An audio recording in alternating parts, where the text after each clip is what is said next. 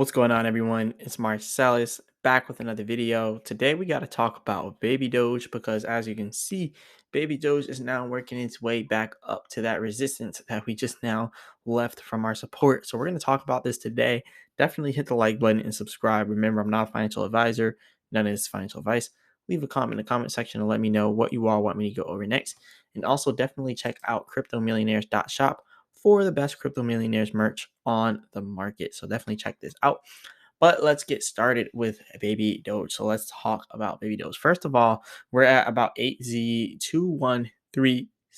So I mean, it's not that bad. I mean, we did just now leave from 8Z2250, and now we're at 8Z2136. But then down in here, you can see we got all the way down to 8Z206. So what's going to come up next pretty much for Baby Doge? For one, this area right here, we got rejected before we can even get to the 8Z2250 resistance. This red area here is our supply and demand area.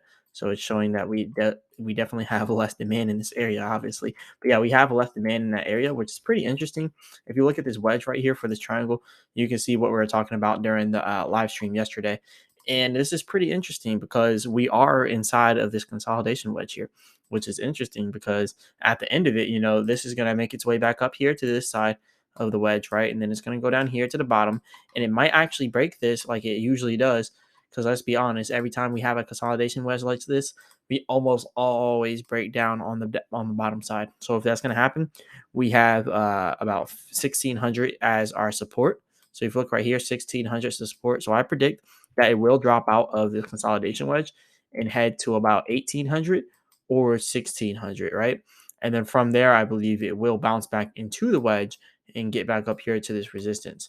So that's typically what happens with these consolidation wedges. Like it happens literally almost every single time we have a wedge like that. So I've been following Baby Doge for a while, so this is something that I see is prevalent throughout the time of Baby Doge, right? I'm looking for another triangle back here that's kind of done the same thing. But yeah, I've been tracking Baby Doge for a while though. But yeah, typically we always break down negatively on a negative on the bottom of those trend lines. So hopefully it becomes positive soon. But what we are seeing in Baby Doge is this consolidation pattern is definitely true. So like I said, hitting there and back down, maybe breaking it, going down a little bit lower, and then coming back up and possibly breaking 2250. I'm not saying when we come back up, we will break 2250. But I'm saying there's always a possibility of breaking 2250 again.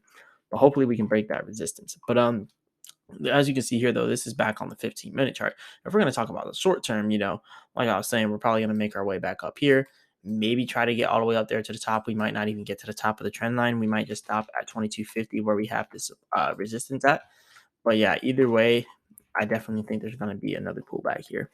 But there's always room for recovery. But moving on to Bitcoin now, we can see Bitcoin's working its way up here to this resistance. So yeah, Bitcoin working its way all the way up to 27.4K, right? And then we have this support down at about 26.7K.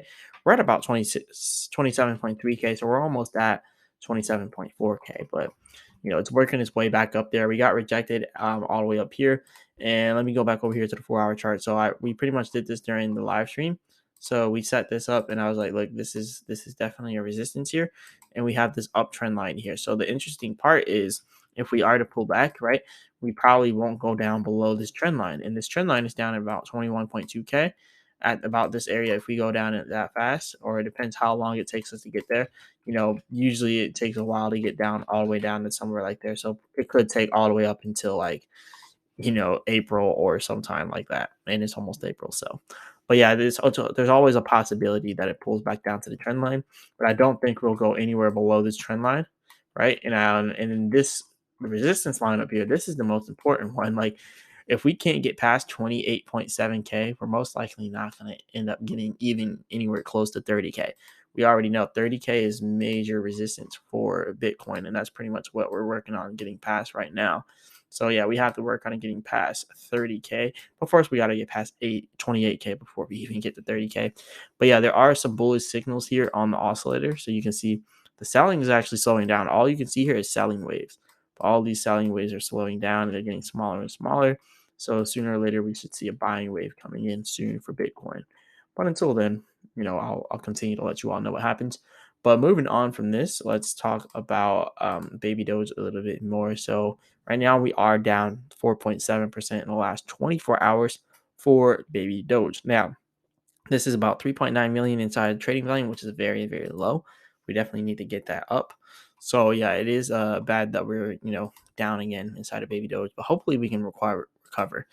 But I'm so used to the way baby doge moves, it doesn't even bother me anymore. Like you'll see baby doge randomly down 4%, 5%, 6%, 7%, and all these other cryptos up and all that. And then when all the other cryptos start going down, then you start to see baby doge going up. So yeah, it's pretty weird how this happens, but it happens like this all the time. I've been inside baby doge for a while, and this is something that happens all the time. But anyways, our holders are now at 1,712,831. So we got the holders we lost on the 24th. We got all of them back, and some more, like 200 more. So yeah, we got 200 more than we lost. But yeah, we're doing very, very, very good. So all is well over there. And also another thing, we were doing the live stream yesterday, and we're talking about all these whales on Baby Doge. We're following the whales, and it's something important that you got to know with most of these whales. If this thing will load, but yeah, most of these whales, if you track down what they're doing in their wallets, the most coins that they're holding is almost all the time Baby Doge. This one, their most is Floki at 12 million, but then you got Baby Doge at $5.9 million. So yeah, most of these whales are holding a lot of baby doge, and the whales, they're not really selling. They're not really selling like the normal retail traders, right? Retail traders are selling like crazy. Some of them are buying, but yeah, a lot of retail traders. That's why typically you'll see baby doge dropping after small gains, because whales don't care about small gains. But then you got all these retail traders, like they haven't seen $100 gain in a while, so they're like, "Ooh, $100 gain," and they go ahead and sell. So that's pretty much what's happening with most of the whales here. Because if you look at all these other whales, like a lot of these whales do a lot of different stuff. Like this whale really hasn't sold since 48 days ago. So that may seem like a long time. It is. But if you look all the way back down here, like they bought when Baby Doge pretty much launched. They bought a lot of it. And they've been periodically selling. But they're not selling every day like you're seeing some retail traders. A lot of retail traders, they're selling every single day. Like it's crazy. A lot of them are selling every single day. So it's kind of hard to track these wallets like this. A lot of them are just transfer wallets. So yeah, we will be doing whale watching a lot more inside the future here on this channel. We will be watching a lot of whales, and yeah, we will definitely be watching them. But in the meantime, we're just gonna go over some baby doge stuff. So let's get off of the whales. We'll make a whole another video on the whale watching. Yeah, the whales are doing crazy things right now. But moving on to this, let's kind of talk about some other stuff with baby doge. Like first of all, we are trending again on Twitter. We were trending yesterday on Twitter, and now we're trending again today on Twitter. So all that is pretty good. And we just now got an article written by us from Benzinga, or whatever you want to call them. Now, this is pretty good that they wrote an article about us. I will say a lot of their articles are like, it's not really, yeah, nothing new on the article. Let's just leave it at that. A lot of their articles, they don't really put anything new. They just say Baby Dogecoin is going up, and previously it was going down. The market's going down, and now we have token locker. Elon Musk made a tweet about Baby Doge a while ago, and it went up. So that's pretty much what a lot of their articles are like. Stuff that's kind of obvious if you've been in baby doge for a while. I guess their stuff is more so for new people who don't know anything about baby doge, and they just want to have some info about baby doge. So yeah, it's definitely more for the newer people, because we all know that baby doge is down in the last 24 hours, and we all know that Sheeb and Doge are outpacing it, and we also all know that about the recent $10 million token lock that we just had. And yeah, but yeah, this is more so for the new people, which definitely helps, because this is how we get new people coming into Baby Doge. So stuff like this always helps. So yeah, for writing this article, it'll help a lot of new people actually learn about Baby Doge. But anyways, we're over here at $46.7 million inside of total liquidity. The volume is very, like, extremely low here on Baby Doge Swap. We're down to $350,000 volume. So yeah, the volume is definitely dropping a lot. So I'll definitely be honest there. With the burn portal though, we have 39.4 million burn total. So we're almost at 40 or 39.4 trillion. So we're almost at 40 trillion. So yeah, by April 1st, we should definitely have 40 trillion, and they're going to multiply that by 5, which is it's not that much, but it's still a good amount.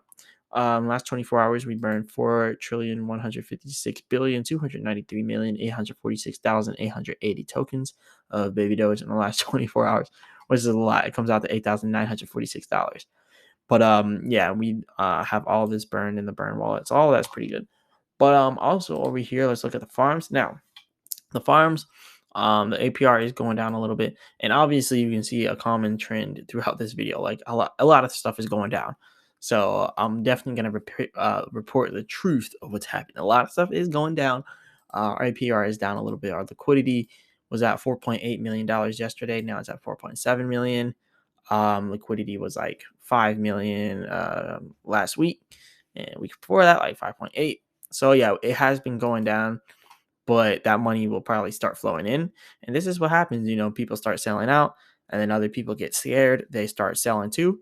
And then once it's down at a low point, and then people start buying because they see the buying opportunity. Like the people that were already in start buying more.